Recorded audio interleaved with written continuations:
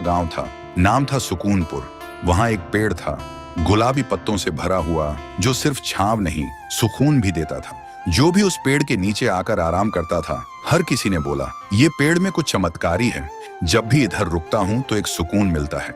उसी गांव में एक बुजुर्ग दादू रहते थे अपने पोते के साथ। उन्हें गांव के सबसे समझदार इंसान माना जाता था। वो दादू अपने छोटे से पोते राजू को हर शाम उस पेड़ के नीचे लाते और कहानियां सुनाते और कहते, बेटा, ये पेड़ सिर्फ पेड़ नहीं है, ये हमारा परिवार है। मैंने इसे अपने हाथों से लगाया है और इसने मुझे जिंदगी भर छांव दी है। राजू मुस्कुरा के पूछता, दादू, क्या पेड़ भी परिवार होते हैं? दादू थोड़ा सा हंसते हुए बोलते, जिसने तुझे बिना कुछ मांगे छांव दी, थकान में सहारा दिया, वो क्या किसी अपने से कम है?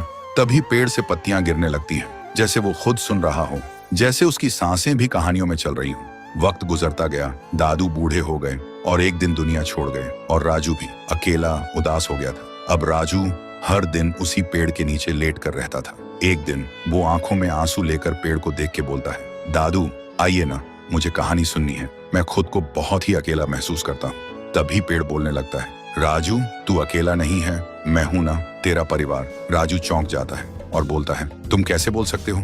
तुम तो पेड़ हो। पेड़ ने धीरे से कहा, तेरे दादू ने मुझे इतना प्यार दिया था, हमेशा मुझे परिवार समझा, और आज तुझे यूं टूटा हुआ देख के मेरी रूह कांप गई। मैं कैसे देख सकता हूँ अपने परिवार को ऐसे तन्हा। उसी दिन से राजू फिर से मुस्कुराने लगा था, क्योंकि अब वो अकेला नहीं था। उसके साथ उसका पेड़, उसका परिवार था। वक्त गुजरता गया, राजू बड़ा हुआ और एक दिन शहर चला गया। गांव की जमीन बिक गई और एक दिन उसी पेड़ को भी काटने का वक्त आ गया। जब पेड़ गिरा, ऐसा लगा जैसे कोई दिल टूट गया हो, जैसे कहानी अधूरी रह गई हो। सालों बाद राजू वापस आया और जहां कभी पेड़ था, वहां सिर्फ मिट्टी थी। देखते ही उसके आंसू बहने लगे। उसने धीरे से कहा, दादू, आपने कहा था ये पेड़ मेरा परिवार है, लेकिन मैंने ही इसे छोड़ दिया था। आज मुझे दुनिया की सबसे बड़ी धूप में छांव चाहिए, पर मेरे पास कोई नहीं है। आप नहीं हो, और जिसे परिवार बोला वो पेड़ भी नहीं रहा। राजू फिर से अकेला हो गया, लेकिन तभी जमीन की मिट्टी में से आवाज आई, राजू, मत रो, मैं हूं ना, तेरा पेड़, तेरा परिवार। तुझसे दादू की हर कहानी सुनी, तेरे हंसने की गूंज मेरे तन में अब भी घूमती है। मैं गया नहीं हूँ, मैं तेरे साथ हूँ। जब तक तू मुझे याद रखेगा, मैं तेरे साथ जीता रहूंगा।